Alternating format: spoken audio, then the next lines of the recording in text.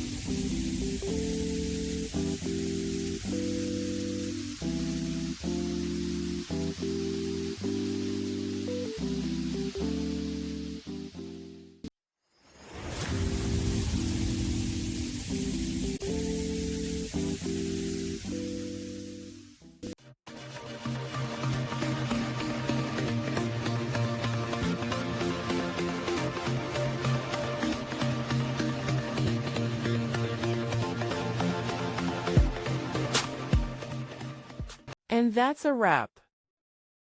I hope you found the answer you were looking for. If you did, take a second to hit that subscribe button. It really helps out. And let me know in the comments which solution worked best for you. See you next time in the debug zone.